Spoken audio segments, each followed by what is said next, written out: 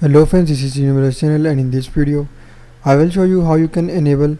or disable auto rotate or landscape mode in Samsung Galaxy Z Flip 3. So before you starting video, don't forget to subscribe and also press the bell icon for latest videos.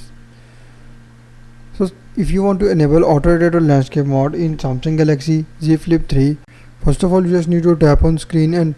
wait for 2 seconds, and then follow every single step as I'm showing you in this video to enable or disable auto rotate or landscape mode in Galaxy Z Flip 3.